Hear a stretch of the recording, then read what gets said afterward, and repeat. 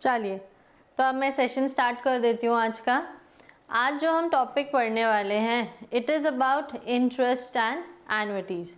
Interest and annuities की अगर हम बात करें तो इंटरेस्ट तो आपको पता ही है कि कोई भी अमाउंट या कोई भी चीज़ कहीं पे भी हम इन्वेस्टमेंट करते हैं तो उसमें जो एडिशनल वैल्यू जो उसकी रियलाइज़ होती है at the time of maturity, it is because of the factor which is known as interest. और एन्युइटीज़ क्या होती हैं?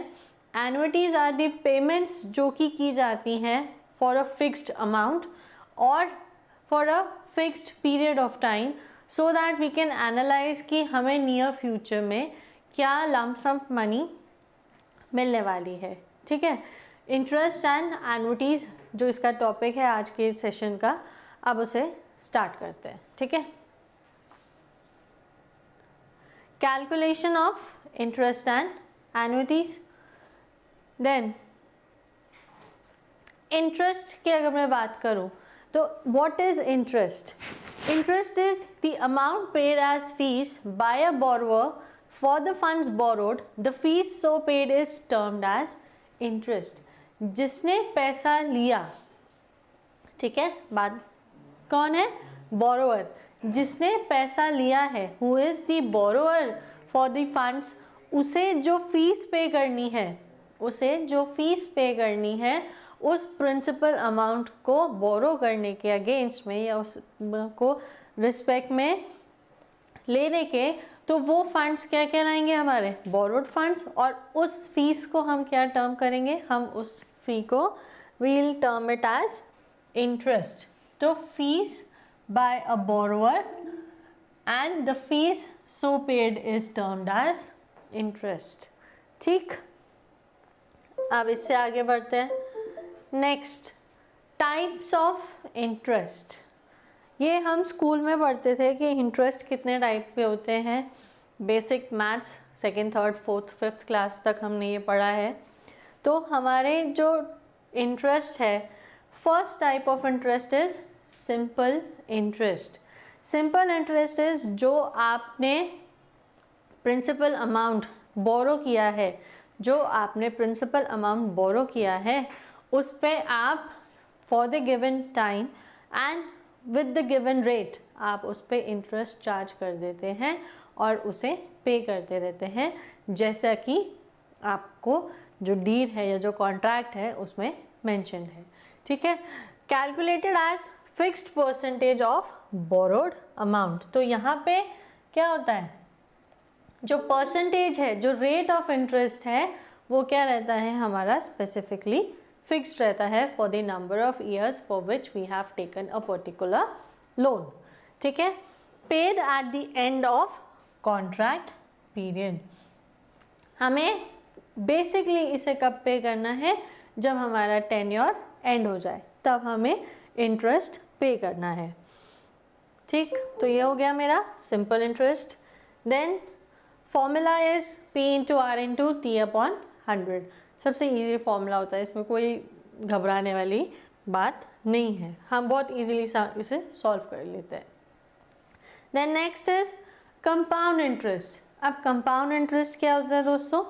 Compound interest is the amount of interest it is charge more than once during a period and it is reinvested over the period of time. It is reinvested over the period of time. तो यानी कि मान लो,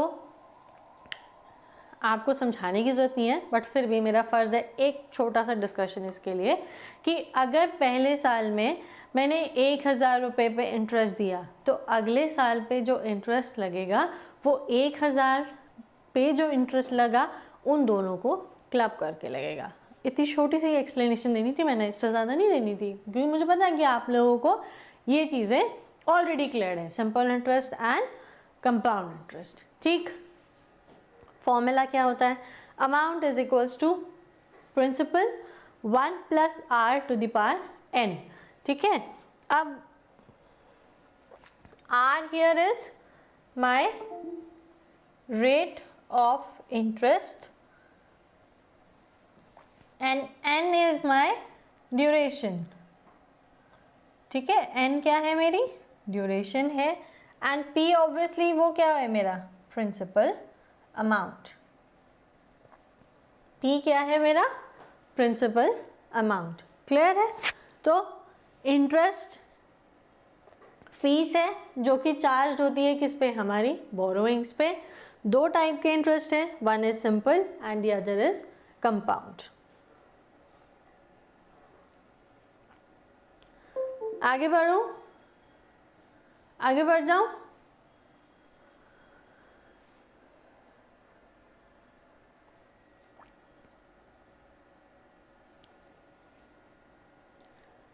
अब आते हैं हम, ये एक क्वेश्चन आ जाता है एग्ज़ाम में कभी कभी, और ये आपकी जो MCQs हैं, जो मैंने वेरियस बुक्स देखी तो मैंने वहाँ से भी पढ़ा कि कई बार ये क्वेश्चन वहाँ पे आपको देखने को मिल जाता है। This is rule of 72।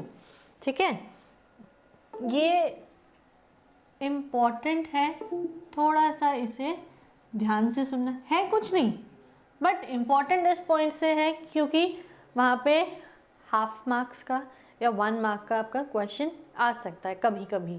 ठीक है, और अगर हमें पता होगा तो इट्स गुड फॉर अस, क्योंकि हम आधे मार्क्स से भी पास हो सकते हैं और आधे मार्क्स से फेल भी हो सकते हैं। ठीक है, तो what does this rule says? Rule of 72 says determines approx number of year for doubling the principal amount when compounding is done yearly। तो हमें यहाँ क्या करना है, सॉरी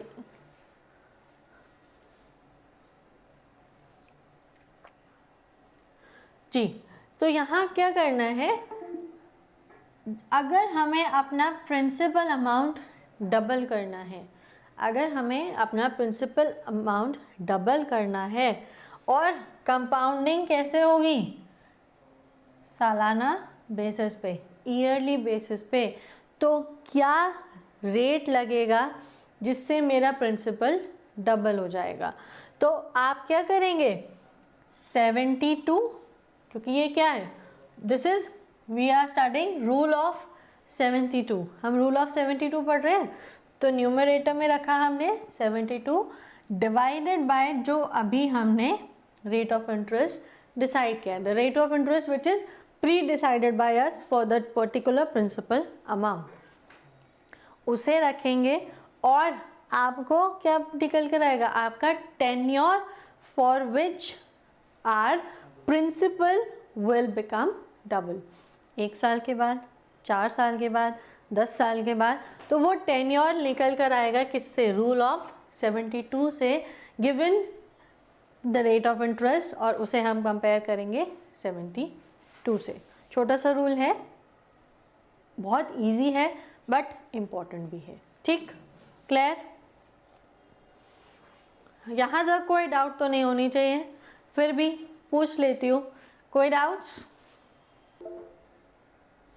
चलिए अब आते हैं इंटरेस्ट रेट की टाइप्स पे।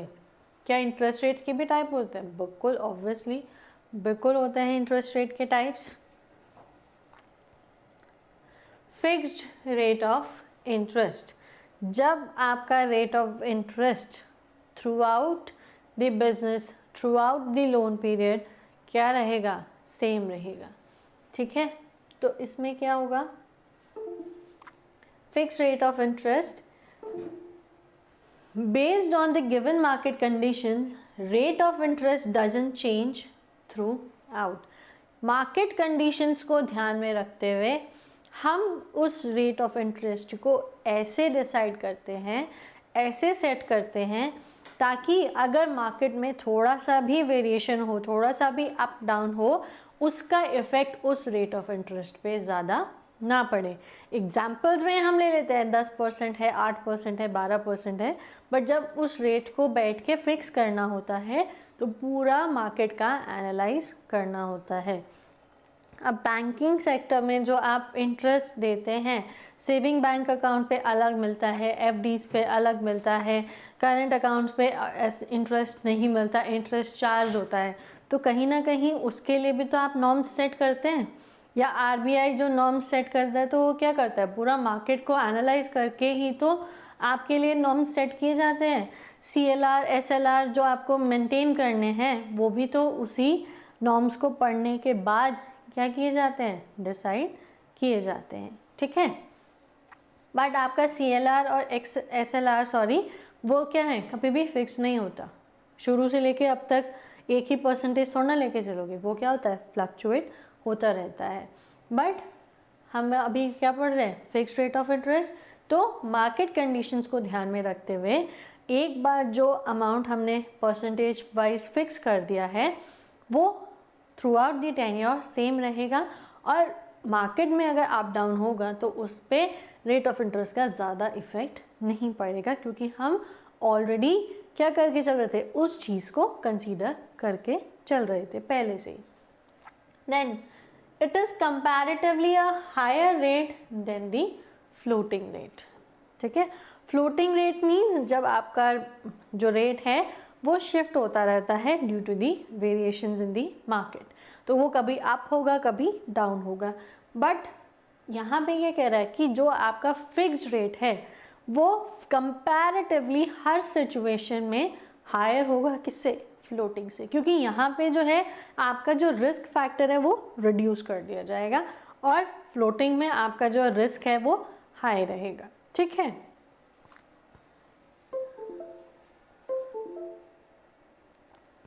फ्लोटिंग रेट ऑफ इंटरेस्ट, अब ये क्या कहता है, नॉर्मल चीज़ जब ये फिक्स्ड रहता है मार्केट कंडीशंस को देखते हुए तो ये ऑब्वियसली क्या करेगा, फ्लक्चुएट करेगा मार्केट की कंडीशंस के हिसाब से। दिस विल गो अप और डाउन, ठीक है, as per the performance of the shares और the stocks of the company in the market, in the economy.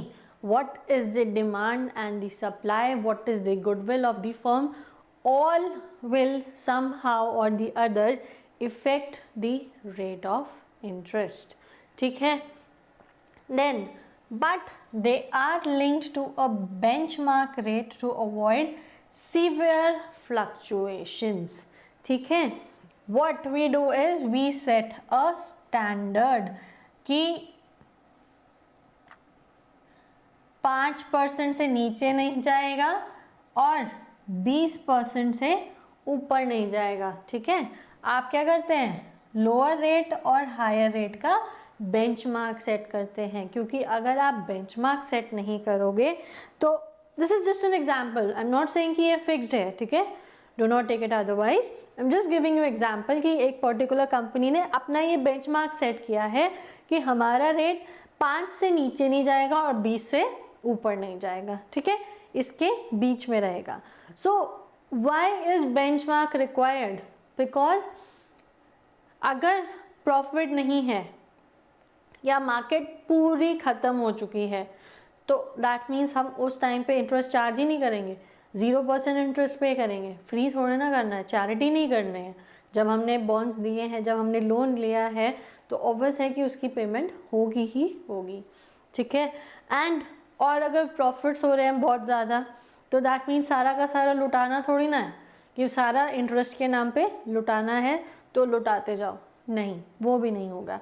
हम क्या करेंगे, इसी बेंचमार्क में या जो भी कंपनी के बेंचमार्क्स होंगे उसी के बीच में फ्लक्चुएशन करेंगे, ठीक है, और उसके हिसाब से आपका रेट ऑफ इंटरेस्ट चार्ज हो जाएगा एज पर फ्लोटिंग रेट्स, और फिक्स्ड अगर होगा तो वो सेम रहेगा थ्रू आउट दी टेन्योर, ठीक है। फिक्स्ड में क्या होगा, हम टाइम वैल्यू ऑफ मनी को कंसीडर नहीं करेंगे, ठीक है, हम टाइम वैल्यू ऑफ मनी को कंसीडर नहीं करेंगे। वेराज फ्लोटिंग में क्या होगा, time value of money consider होगी। आज के 100 रुपये या आज का 10% इंटरेस्ट कल के 10% इंटरेस्ट के बराबर बिल्कुल नहीं होगा, डेफिनेटली नहीं होगा। क्लियर? इसमें कोई डाउट? सोनू शर्मा का आंसर ठीक है, लिप्सा का भी ठीक है आंसर। चलो अब मैं बता दूं, फ्रंट एंड की अगर मैं बात करूं तो वो सिचुएशन क्या है, when interest is deducted from the principal, when हमारा जो इंटरेस्ट है वो प्रिंसिपल से डिडक्ट कर लिया जाता है and the leftover amount is realized, it is called front end interest. Example is discounting a bill of exchange. Example is discounting a bill of exchange. ठीक है. So अब इस बिल ऑफ एक्सचेंज में क्या होता है बताना ज़रा. आप लोग में से कुछ लोग बता चुके हैं, जिनको नहीं पता है वो मैं बता देती हूँ कि अगर आपके पास कोई बिल ऑफ एक्सचेंज लेकर आता है, ठीक है, और वो उस बिल ऑफ एक्सचेंज को बैंक के साथ क्या करवाता है, डिस्काउंट करवाता है. Discounting the bill with the bank. जब मैंने आपको बिल ऑफ एक्सचेंज का टॉपिक पढ़ाया था तो this was one of the treatment of bill of exchange कि आप उसे अपने बैंक के पास जाके क्या करवा सकते हैं, डिस्काउंट करवा सकते हैं. तो अगर आपका 1 लाख का बिल है तो बैंक क्या करेगा, कुछ अमाउंट डिडक्ट कर लेगा और उस अमाउंट को वो चाहे सिक्योरिटी कहे चाहे इंटरेस्ट कहे, what ever it is called, उस अमाउंट को साइड लाइन रख के वो बाकी लेफ्ट ओवर अमाउंट आपको क्या कर देगा, डिस्ट्रीब्यूट कर देगा. तो that is the concept of front end interest. ठीक है, that is the concept of front end interest. I hope it is clear now. अब आते हैं नेक्स्ट पे, back and interest. Back and interest क्या होता है, when interest charged on full amount of debt distributed and is charged subsequently, it is back end interest. Example, loans. जब भी bank loan sanction करता है तो लोन, अगर मान लो किसी ने 10 लाख का लोन अप्लाई किया तो क्या आप 9 लाख रुपए डिसबर्स करते हो ये कहते हुए कि 1 लाख मैंने इंटरेस्ट पोर्शन दिया है? नहीं. अंकुर, इस चीज़ को ध्यान से सुनना, हाँ, बिकॉज आपने जो एग्जाम्पल दिया था वो गलत था. ठीक, तो अब इसमें पोजीशन क्या हुई कि किसी ने आपके पास लोन अप्लाई किया, लोन जो अप्लाई हुआ वो आपने फुल अमाउंट डिस्ट्रीब्यूट किया. अगर उसे 10 लाख का लोन मांगा है तो आपने उसे 10 लाख का ही लोन दिया है. आपने 10 लाख पे रेट ऑफ इंटरेस्ट जो चार्ज करना है वो आपने उसे बता दिया, टर्म्स एंड कंडीशंस डिसाइड हो गई. आपने बोला कि आप मंथली पेमेंट करेंगे, उसने बोला नहीं मैं मंथली नहीं कर सकता. तो आपने बोला EMI फिक्स करेंगे, उसने बोला नहीं. तो आपने बोला कि आप क्या करेंगे, तो ही इज़ लाइक कि I will pay you the instalments या लोन्स मंथली या क्वार्टरली या हाफ ईयरली. तो वो जैसे आपके बीच में कंडीशंस डिसाइड होती हैं वैसे आप कॉन्ट्रैक्ट साइन कर लेंगे और उसे पेमेंट डिस्ट्रीब्यूट कर लेंगे और उसके बाद आप उससे इंस्टॉलमेंट्स लेना शुरू करेंगे जिसमें आपका प्रिंसिपल प्लस इंटरेस्ट दोनों अमाउंट जुड़ा होगा. जो आपकी बनती क्या है, जो आपकी EMI कहलाई जाती है. ठीक है, इक्वल मंथली इंस्टॉलमेंट्स. और उस इक्वल मंथली इंस्टॉलमेंट्स में आपका प्रिंसिपल का अमाउंट भी जुड़ा है और आपका इंटरेस्ट का अमाउंट भी जुड़ा है. ठीक है, क्लियर, दोनों चीज़ें क्लियर है I guess. Front end interest भी और बैक एंड इंटरेस्ट भी. जब हमारा इंटरेस्ट पहले ही डिडक्ट कर लिया जाए वो फ्रंट एंड है और जब हमारा जो इंटरेस्ट है वो ड्यूरिंग द टेन्योर या after the disbursement of the loan amount हो तो वो बैक एंड इंटरेस्ट है. ठीक है, क्लियर, अंडरस्टूड, समझ आया सबको. चलिए अब आते हैं एन्युइटीज़ पे. इंटरेस्ट वाला पोर्शन ख़त्म हो गया. मैं यहाँ पे बैठ के आपको सिंपल इंटरेस्ट या कंपाउंड इंटरेस्ट के क्वेश्चंस बिल्कुल नहीं कराऊंगी. ठीक है, वो बहुत सिंपल चीज़ है और उसके क्वेश्चन एग्ज़ाम में आते भी नहीं हैं. ठीक है, तो वो सॉल्व नहीं करवाऊंगी. टॉपिक पे कंटिन्यू करते हैं. एन्युइटीज़ क्या होती है? एन्युइटीज़ इज पेइंग और रिसीविंग. या तो मैं पे कर रही हूँ या मैं रिसीव कर रही हूँ. ठीक है, मैं एक कंपनी हूँ, मैंने लोन लिया भी है और लोन दिया भी है, तो इंटरेस्ट रिसीव भी करूँगी और पे भी करूँगी। तो एन्युटीज इज पेइंग और receiving series of amount over a period of time. ठीक है, तो पैसा रिसीव करना या पे करना over a period of time is known as annuities. Frequency of payment can be yearly, monthly, semi-annually और quarterly। ठीक है, आप कैसे पे कर सकते हो? आप सालाना पे कर सकते हो। ठीक है, आप बोल रहे हो यार मेरे को ना हर महीने का हेडेक नहीं चाहिए, आप साल की एक मोटी रकम मुझसे एक चेक ले लो and I will pay it to you.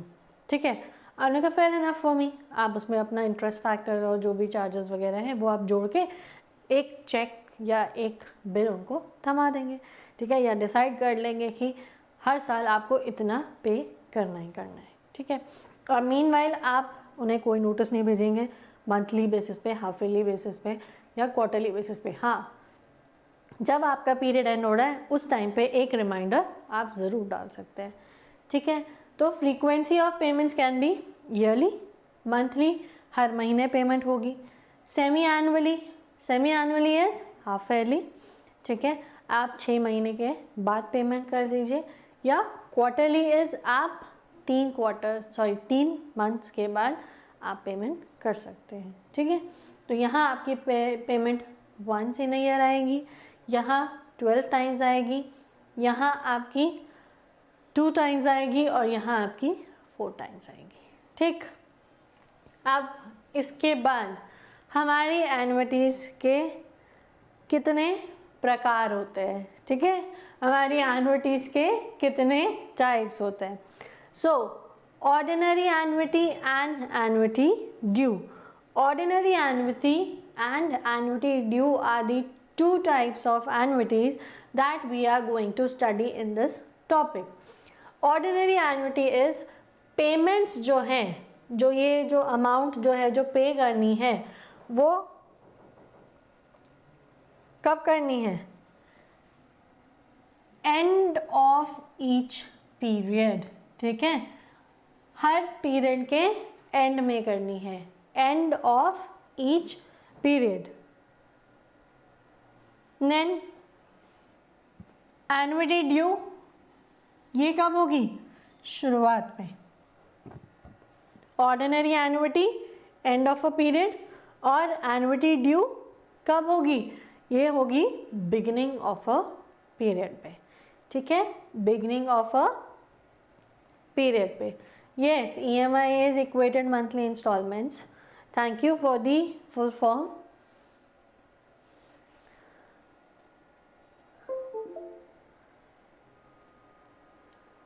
अब ऑर्डिनरी एन्युटी को डिस्कस करते हैं।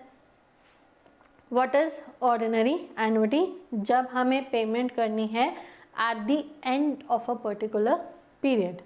ठीक है, तो इसमें 2 चीज़ें हैं जो कैलकुलेट होती हैं। One is future value of the ordinary annuity and other is present value of ordinary annuity। ठीक है, future value and present value। future value को पहले डिस्कस करते हैं। it is used to know how much one can invest per period at specific rate of interest to earn a specific amount in future। ध्यान से सुन लो, underline कर लो और दिमाग में बैठा लो कि ऑर्डिनरी एन्युटी की फ्यूचर वैल्यू का पर्पस क्या है। जब हमें पता लगाना है, क्या पता लगाना है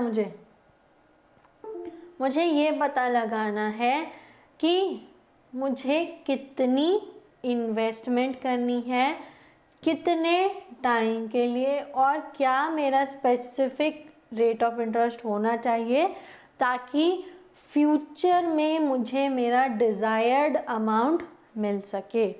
आप आज क्लास 12th में हैं, आप अपनी हायर स्टडीज़ के लिए लोन लेना चाहते हैं। ठीक है, आपने क्या किया, आपने सोचा कि यार मेरा मोटा मोटा जो खर्चा आएगा वो 10-1 लाख का आएगा। तो उस 1 लाख के लिए मुझे आज कितना इन्वेस्ट करना है उस पर्टिकुलर पीरियड तक, जब तक मैं अपने कॉलेज में पहुंच जाऊं। हायर कॉलेज की मैं बात कर रही हूँ, बैचलरेट्स की बात नहीं कर रही हूँ, हायर डिग्रीज की बात कर रही हूँ। तो उसमें आपका क्या रेट ऑफ इंटरेस्ट होना चाहिए ताकि आपको जो वो 10 लाख रुपए है वो फ्यूचर में मिल सके आसानी से। ठीक है, अब मान लो आप क्या सोचते हो, सिंपल एक छोटा सा एग्जाम्पल, आपको एक फ़ोन लेना है जिसकी वैल्यू 20,000 रुपये है। ठीक है, अब आपने सोचा कि यार अभी मेरे पास जो मेरी सेविंग पड़ी है थोड़ी सी, वो 5-6 हज़ार की है, डिफरेंस है 14,000 का। You do not want to take money from your parents. आप क्या करोगे, अपनी पॉकेट मनी से थोड़ा थोड़ा सेव करते चलोगे। अगर आपकी पॉकेट मनी से आपने हर महीने 1,000 रुपये निकाले, तो यानी कि 14 मंथ्स का पीरियड है, आपको वेट करना पड़ेगा फॉर योर न्यू फ़ोन। ठीक है, मैं नहीं कह रही हूँ कि आप अभी पेरेंट्स से बात करके उसे ले लो, बाद में आपको अपनी पॉकेट मनी से उसे कटवाना पड़ेगा। That is a secondary thing. I am just giving you an example कि आपको 20,000 का एक प्रोडक्ट खरीदना है and you have only 6,000 in hand, तो दैट मीन्स वो जो 14,000 जो है वो आपको छोटा छोटा अमाउंट करके इकट्ठा करना है। सो दैट इज़, आप उसके लिए क्या करोगे, यार 14,000 चाहिए, ठीक है, मैं प्रॉमिस करता हूँ कि अपनी पॉकेट मनी से 1,000 रुपये सेव करता रहूँगा। ठीक है, और वो सेव करके मम्मा को दे दूँगा या पापा को दे दूँगा और फ़ोन ख़रीद लाऊँगा 14 महीने के बाद। ठीक है, अभी मेरा फ़ोन जो है वो ठीक है, वो चल जाएगा, इस कंडीशन में है। यहाँ पे हमें फॉर्मूला लगाने की ज़रूरत नहीं पड़ी, यहाँ पे हमें फॉर्मूला लगाने की ज़रूरत नहीं पड़ी, क्योंकि 20,000 का फ़ोन 14 महीने के बाद 18 का या 17 का हो जाएगा, या हो सकता है तब तक कोई नया मॉडल आ जाए जो मुझे पसंद आए और उसकी कॉस्ट बढ़ जाए। बट मैंने इंटरेस्ट फैक्टर नहीं कंसीडर करना, because I am a layman. जो कम ज़्यादा पड़ेंगे वो मम्मी पापा से मांग लूँगी। ठीक है, that is a different scenario, just giving you an example. But अब जब हमें एक्चुअल में कंपनी के पॉइंट ऑफ व्यू से बात करनी है, बैंक के पॉइंट ऑफ व्यू से बात करनी है, फाइनेंशियल इंस्टीट्यूट के पॉइंट ऑफ व्यू से बात करनी है, तो अगर मुझे ये सोचना है कि हाँ मुझे कल को 1 करोड़ रुपया चाहिए, तो उस 1 करोड़ रुपए के लिए गिविंग द मार्केट कंडीशंस मुझे रेट ऑफ इंटरेस्ट डिसाइड करना पड़ेगा, मुझे पीरियड डिसाइड करना पड़ेगा कि कितने पीरियड के लिए मुझे अमाउंट इन्वेस्ट करना है, और सबसे बड़ी बात मुझे क्या इन्वेस्ट करना पड़ेगा, अमाउंट जो है वो स्पेसिफाई करना पड़ेगा कि हर महीने मेरी सैलरी में से या कंपनी के प्रॉफिट में से कितना पैसा मुझे शिफ्ट करना है। ठीक है, समझ आया? तो अब इसके फॉर्मूले में पहुंच जाते हैं। फॉर्मूला क्या कहता है, it is brackets open cash inflow. Cash inflow mean जितना आपके पास कैश आया, cash inflow multiplied by brackets open 1 plus rate to the power n minus 1 divided by r। ठीक है, 1 plus r to the power n minus 1 divided by r। This is what is your formula for future value. Clear हुआ? तो future value का formula एक बार फिर से discuss कर लूँ। ये क्या कहता है, cash inflow multiplied by 1 plus r to the power n minus 1 divided by r। ठीक है, cash flow multiplied by 1 plus r to the power n minus 1 upon r। ठीक है, r या आपकी बुक में लिखा है i, r और i is one and the same thing. Rate of interest को आप r से भी डिनोट कर सकते हैं और आप उसे i से भी डिनोट कर सकते हैं। क्लियर है? समझ आ रहा है? जवाब दे दिया करो यार, ग्रुप में शांत मत बैठा करो। बताओ जल्दी, क्लियर? ठीक है, इसके बाद आते हैं प्रेजेंट वैल्यू पे।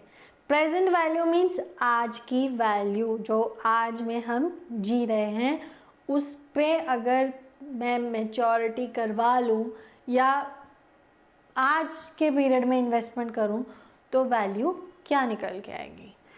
Present value, it is used to determine today's value of series of future payment.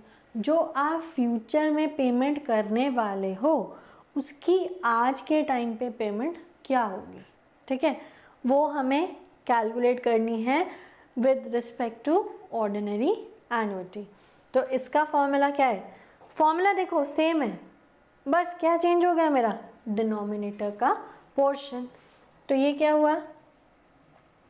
Cash in flow multiplied by 1 plus R to the power n minus 1 upon r upon 1 plus R to the power n। ठीक है, book में जो formulas लिखे हैं वो थोड़े से confusing हैं, ठीक है, इसलिए मैंने इन फॉर्मूलेज को थोड़ा सा आपके लिए क्या किया, आसान किया। तो थोड़ा सा इस तरीके से इन्हें समझ के चलना, ठीक है। This is for future value of ordinary annuity and this is for present value of ordinary annuity. Formulas copy कर लो फटाफट, 2 मिनट दिए। नेक्स्ट बात करते हैं हम किसकी? एन्युटी ड्यू की। नेक्स्ट हम आ गए अब किस पे? एन्युटी ड्यू पे। एन्युटी ड्यू की बात क्या थी कि अब हमें जो पेमेंट करनी है वो कब करनी है? Beginning of a said period, ठीक है, शुरुआत में ही पेमेंट कर देनी है। जैसे कि आपका रेंट महीना ख़त्म हो गया, आपके लैंडलॉर्ड ने नॉक किया, सर रेंट दे दीजिए। आपने कहा अभी तो मेरी सैलरी भी नहीं आई, कहाँ से दूँ रेंट? ठीक है, 2 दिन में आ जाएगी तब दे दीजिएगा। ओके। फ़ोन रिचार्ज, जब तक फ़ोन रिचार्ज नहीं होगा तब तक बात नहीं कर पाओगे। तो this is example of annuity due, कि जब हमें पेमेंट्स उस चीज़ को, उस बेनिफिट को यूज़ करने से पहले ही पे करनी है। रेस्टोरेंट में बिल खाना खाने के बाद पे करते हो, जाते ही नहीं पे कर देते कि ये मेरा बिल है और आप मुझे इसके हिसाब से पेमेंट कर दो। दैट इज़ ऑर्डिनरी एन्युटी, ठीक है। This is annuity due. अब एग्जाम्पल सही है, याद रहेगा। सो फ्यूचर वैल्यू कंसिडर करनी है किसकी? एन्युटी ड्यू की। Formula cash in flow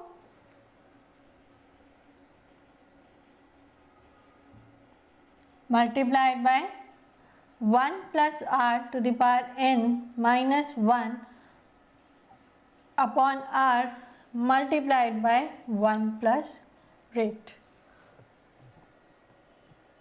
ordinary annuity में फॉर्मूला फ्यूचर वैल्यू का सेम था, बट यहाँ पे सिर्फ ये जो है this portion is extra as compare to ordinary annuity. This portion is extra when compared to ordinary annuity। ध्यान रहेगा। Formula present value of annuity due. Future value के बाद हमें क्या निकालनी है? Present value. प्रेजेंट वैल्यू का formula again the formula is same जो हमने ऊपर लिखा था, cash in flow multiplied by 1 plus R to the power n minus 1 upon r multiplied by 1 plus r, ये लिखा था, ठीक है। अब मुझे चेंज क्या करना है? सिर्फ यहाँ पे रेट कंसीडर करना है, 1 + r⁴n। This is the formula for present value and future value in case of annuity due. In case of annuity due, जब मुझे पेमेंट कब करनी है, बिगिनिंग ऑफ अ टेन्योर पे। जब मुझे पेमेंट कब करनी है, beginning of a tenure. Okay ladies and gentleman, समझ आया? जल्दी से बताओ, समझ आ गया? ऐसा नहीं है कि हम क्वेश्चंस में ऑर्डिनरी एन्युटी डिस्कस करेंगे, it depends upon the question की क्वेश्चन की डिमांड क्या है। ठीक है, ऑर्डिनरी एन्युटी यूज़ करने के लिए आपको बोल रहा है या एन्युटी ड्यू लगवाना चाहता है, वो क्वेश्चन की लैंग्वेज पढ़ के डिसाइड होगा। उसमें पक्का प्रॉपर आपको सामने से लिखा हुआ नज़र नहीं आएगा कि ऑर्डिनरी ड्यू का क्वेश्चन है या एन्युटी ड्यू का क्वेश्चन है, वो आपको जज करना पड़ेगा। ठीक है, आई नो न्यूमेरिकल से ज़्यादा क्लियर होगा, बट न्यूमेरिकल्स तो तब कराऊंगी ना जब फॉर्मूलाज पता होंगे। पहले ही अगर मैं फॉर्मूलाज ना बता के न्यूमेरिकल्स उठा दूँ तो प्रॉब्लम हो जाएगी ना। आई नो कुछ लोग इंटेलिजेंट हैं, बट कुछ लोग हैं जो बिगनर्स हैं, तो उनके लिए थोड़ी सी प्रॉब्लम हो सकती है। तो इसीलिए पहले theoretical and then I will go for numerical class. ठीक है, repayment of debt is not about EMI. It has other various methods other than EMI also, but हाँ, EMI is one of the method of repayment of debt. Clear? Decide करते से discuss करते हैं कि repayment of date क्या क्या होता है। First is equal monthly installments. This is not, चलो ठीक है, तो पहले डिस्कस करते हैं इक्वल मंथली इंस्टॉलमेंट। कंफ्यूज मत होना, दिस इज नॉट इक्वेटेड, यहाँ इक्वल है। वर्ड पे जो एम्फेसाइज है that word is equal, equal monthly instalment. And हम यहाँ पे क्या करते हैं, EMI of principal plus interest during the period consider करते हैं। ठीक है, EMI of principal plus interest applied करते हैं during the period. Page number 16 of your books पे ज़रा आइए और एग्जाम्पल देखिए इसका।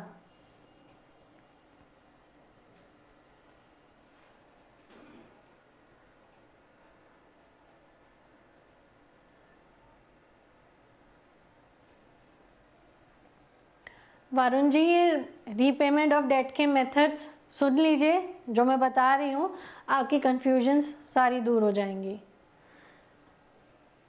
JIB AFB की बुक निकाल लीजिए, पेज नंबर 16 जो आपका टॉपिक है, उस पे इलस्ट्रेशन है आपका। Everybody see page number 16 of your books. मिला सबको? मिल गया सबको? अब मैं बुक हटा रही हूँ, ऐसे नहीं पकड़ के रख सकती।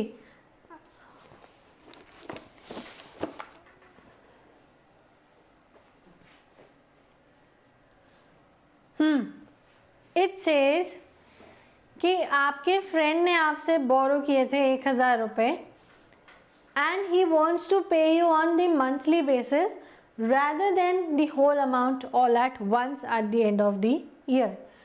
ठीक है, the important point here is कि हमें जो वो ओ कर रहा है is less than the principal amount each month. ठीक है, अब यहाँ पे जो हमारा applicable rate of interest है वो 8% बैठता है। That means हर महीने का इंटरेस्ट कितना हो गया, 8 को डिवाइड कर लीजिए 12 से, तो this comes out to be 6.67, sorry 0.667%, 0.667% ये आपका क्या बैठा, मंथली इंटरेस्ट बैठा 8% पे। अब आपने क्या किया, जो आपका प्रिंसिपल अमाउंट था यानी कि 1000 का जो आपकी वैल्यू थी, आपने उसे भी 12 से डिवाइड कर दिया। तो आपको प्रिंसिपल कितना देना है, 83.33। Every instalment of the principal will be 83.33 rupees. अब जो आप फर्स्ट इंस्टॉलमेंट पे करेंगे वो क्या होगी, प्रिंसिपल 83.33 प्लस आपका इंटरेस्ट 1000 रुपीज़ पे 0.667%, तो 83.33 प्लस 6.67।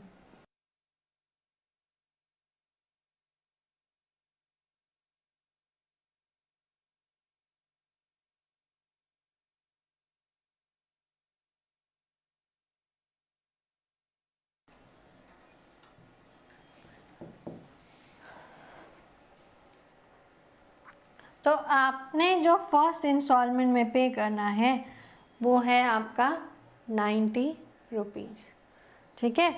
तो आपने जो यहाँ पे फर्स्ट इंस्टॉलमेंट में पे करना है दैट इज़ 90 रुपीज़। देख रहे हो इलस्ट्रेशन या नहीं, सबके सब गायब हो गए?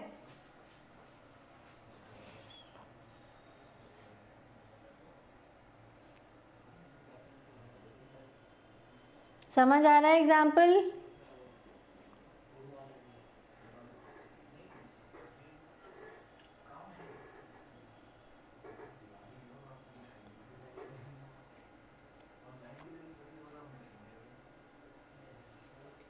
तो इसी टेबल 1.2 में देखो कि फर्स्ट जो इंस्टॉलमेंट थी वो मेरी 90 रुपये की थी। अब जो सेकेंड इंस्टॉलमेंट होगी उसमें आपका प्रिंसिपल फिक्स्ड है बट इंटरेस्ट जो है वो रिड्यूस हो गया, क्योंकि अब इंटरेस्ट 1000 पे ना लग के कितने पे लगा, 916 रुपये पे लगा, 916 रुपये पे लगा, ठीक है। पूरा एग्जाम्पल नहीं सॉल्व कराऊंगी यहाँ पे, सिर्फ आपको समझाना चाहती हूँ कि मेरी जो EMI जो यहाँ पे बात हो रही है, this is not equated monthly instalment, this is equal monthly instalment, जहाँ मेरा प्रिंसिपल फिक्स्ड है, प्रिंसिपल इज फिक्स्ड बट जो इंटरेस्ट है वो रिड्यूस हो रहा है हर बार उसकी वैल्यू डिक्लाइन हो रही है। क्यों? क्योंकि मेरा जो एक्चुअल लोन अमाउंट है जो 1000 रुपये है वो अब घटता जा रहा है, ठीक है। वो अब क्या होता जा रहा है, रिड्यूस होता जा रहा है। क्लियर? समझ आ गया?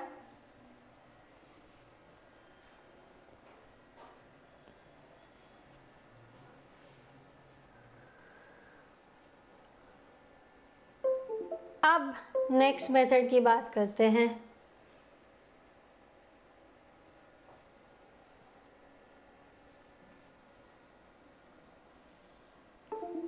Next method is equated monthly instalments. This is EMI, जहां आपका जो स्पेसिफिक अमाउंट पे करना है that includes both principal as well as interest. अगर मोटा मोटा आपको बोल दिया गया कि हर इंस्टॉलमेंट 10,000 की होगी, तो इस 10,000 में कुछ प्रिंसिपल है और कुछ इंटरेस्ट है,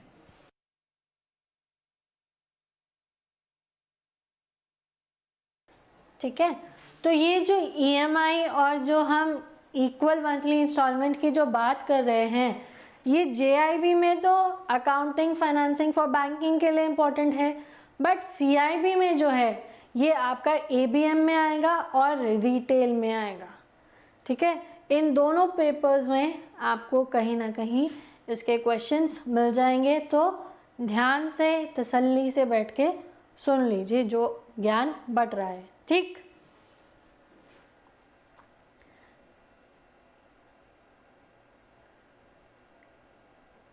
190 सॉरी, वरुण कुमार जी का कहना है कि 916 रुपये कहाँ से आया?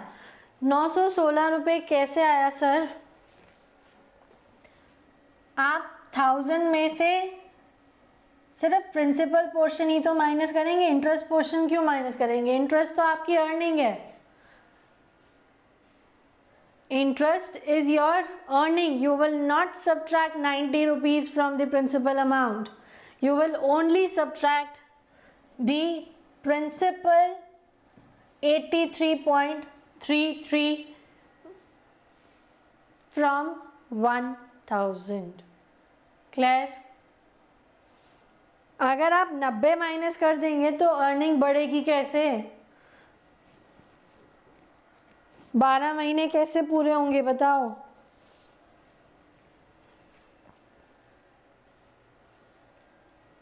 तो 916.67 लाने के लिए हमें सिर्फ इंटरेस्ट में से हमें जो अपना लोन डिसबर्स किया था 1000 का, उसमें से सिर्फ प्रिंसिपल माइनस करना है, अर्निंग नहीं माइनस करूँगी। इंटरेस्ट हटके है, वो मैंने अर्न किया है उसे पैसे देने के लिए, that is a benefit for me. सबसे पहले पढ़ा था मैंने कि क्या होता है, interest is a fee which is to be paid to the borrower for the funds borrowed by a person. ठीक है, तो आप उसे किस में से सब्ट्रैक्ट नहीं करेंगे, आप उसे प्रिंसिपल में से सब्ट्रैक्ट नहीं करेंगे। जब हम बात किसकी कर रहे हैं, equal monthly instalment. Again I am saying, मैं इक्वेटेड मंथली इंस्टॉलमेंट की बात नहीं कर रही हूँ। I am not talking about EMI. दोनों का मतलब सेम है, दोनों को ही ईएमआई बोला जा सकता है, बट वन इज ईएमआई जहाँ आपका सिर्फ प्रिंसिपल का वैल्यू सेम रहेगा, प्लस इंटरेस्ट जो है वो हर बार डिक्रीज होता जाएगा। और इक्वेटेड जो अब हम पढ़ने वाले हैं, अब उस केस में ईएमआई में जब घटाई जाती है तो दोनों चीज़ें आपकी रिड्यूस होती हैं। ठीक है, दोनों चीज़ें रिड्यूस होती हैं। आई गेस अब क्लियर हो गया होगा डाउट वरुण सर का। मैं आगे बढ़ जाती हूँ इक्वेटेड मंथली इंस्टॉलमेंट्स पे, जहाँ मेरी इंस्टॉलमेंट वैल्यू कवर करती है principal as well as my interest, principal as well as my interest, दोनों चीज़ों को कंसीडर किया जाता है। ठीक, तो इसमें फॉर्मूला क्या है, principal multiplied by rate, principal multiplied by rate multiplied by 1 plus R to the power n divided by 1 plus R to the power n minus 1। ठीक है, P into R multiplied by 1 plus R to the power n divided by 1 plus R to the power n minus 1. Clear? Example page number 17 पे है, mark कर लीजिएगा और class ख़त्म होने के बाद उसे सॉल्व करके देखिएगा। ये दोनों एग्जाम्पल्स इनफैक्ट सॉल्व करके देखिएगा, पेज नंबर 16 पे भी एंड पेज नंबर 17 पे भी। क्लियर? तो इसका जो आंसर आया वो मैं थोड़ा सा डिस्कस कर लेती हूँ कि उसने बोला कि लोन था 1 लाख रुपए का, 12% का इंटरेस्ट है और 12 महीने का पेमेंट करनी है, बताइए कि ईएमआई की वैल्यू क्या होगी। तो आपने क्या किया, प्रिंसिपल को मल्टीप्लाई कर दिया रेट से, फिर हमने क्या किया 1 plus rate to the power 12 और उसे डिवाइड कर दिया किससे, 1 plus rate to the power 12 minus 1। Expand करके फॉर्मूला लिखा, फॉर्मूले को फिर हमने वैल्यूज़ में पुट किया और हमारा आंसर आया 8,885 रुपये की मंथली इंस्टॉलमेंट, अगर आपने 1 लाख रुपए का लोन लिया है 12% इंटरेस्ट पे। ठीक है, तो हर महीने आपको 8,885 रुपये पे करने हैं ताकि आपका लोन कवर हो जाए। अब 8,885 को मल्टीप्लाई कर लो 12 से, क्या आंसर आएगा, 6,620, 1,06,620। लोन कितना दिया था?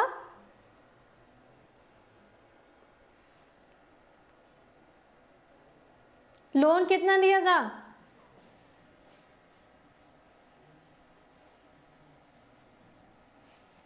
1,00,000 का। तो कितना इंटरेस्ट कमाया मैंने?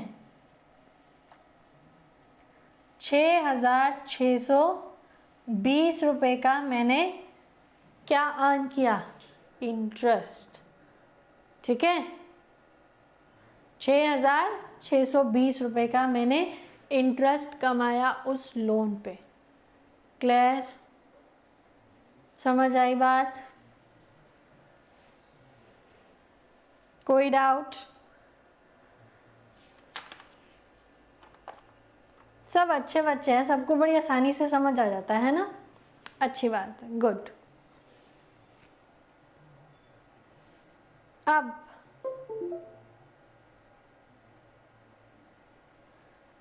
लास्ट मेथड ऑफ रीपेमेंट पे आ जाते हैं हम, दैट इज बुलेट और balloon method. Entire amount is repaid at the end of a specified period along with the accumulated interest. Payment कर दी जाती है एंड ऑफ अ टेन्योर पे, प्रिंसिपल प्लस इंटरेस्ट। ठीक है, प्रिंसिपल प्लस इंटरेस्ट। फर्स्ट वाले का कोई फॉर्मूला नहीं है Varun ji, it's just you have to work it out by dividing the rate with the number of a tenure that is given and the rate divided by the tenure which has to be given. उसमें क्या था? 8%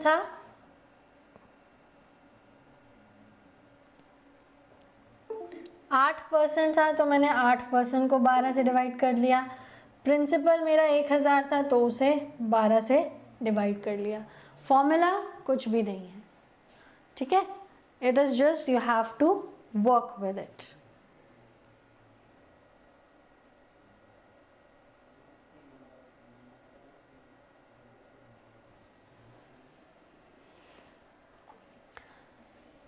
final method पे आते हैं, bullet and balloon repayment method.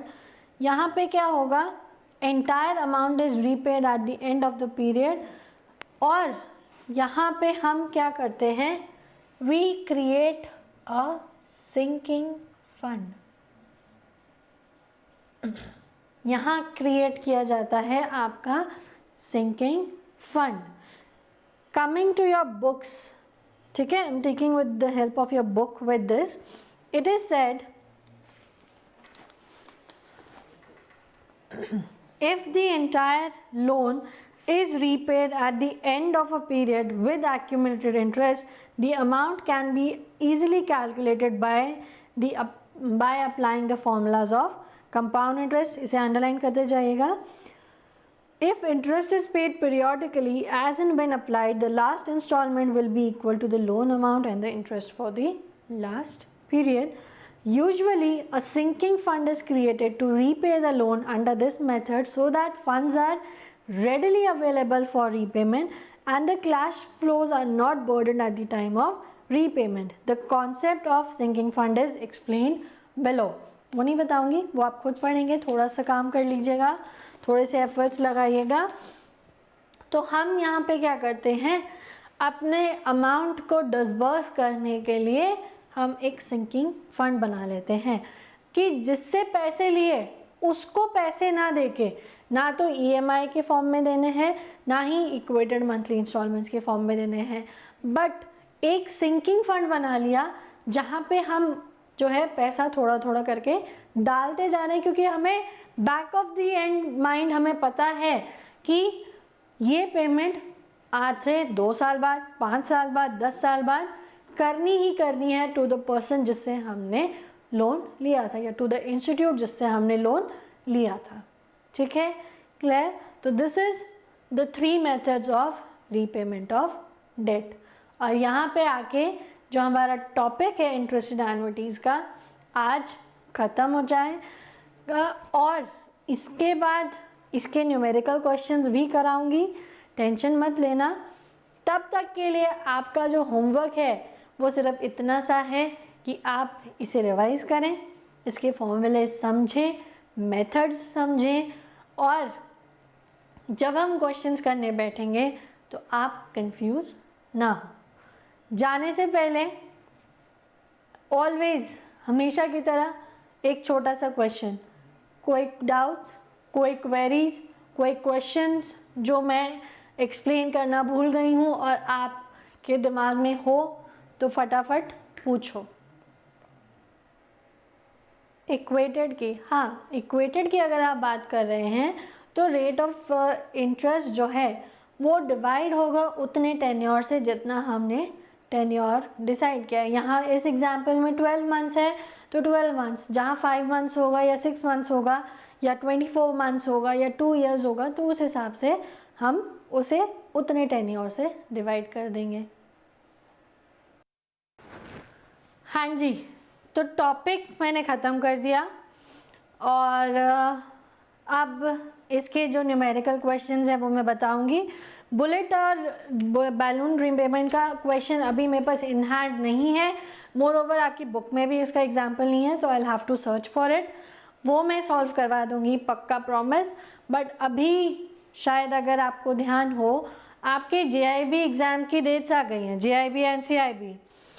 6th को आपका first exam है, 2nd और 3rd एग्ज़ाम इकट्ठा है 12 और 13 तारीख को, 12 और 13 दिसंबर को आपका एग्ज़ाम है, ठीक है।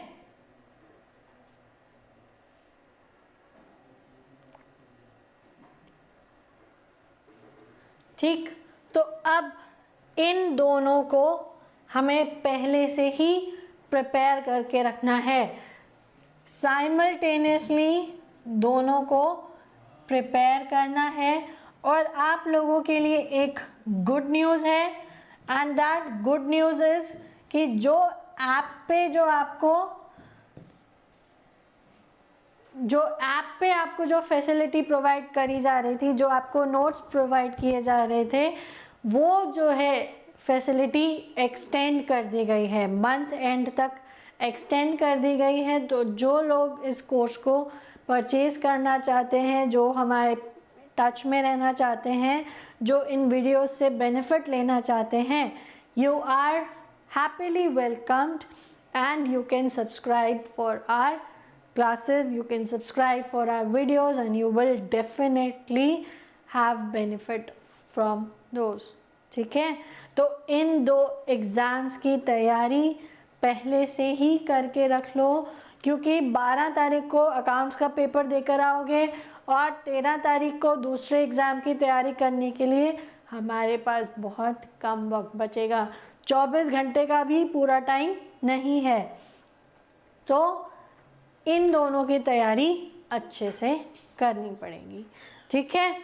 इसी के साथ इस सेशन को यहाँ एंड कर रही हूँ। पढ़िए, रिवाइज कीजिए और क्वेरीज पूछते रहिए। Till then, bye bye, all the best, keep revising.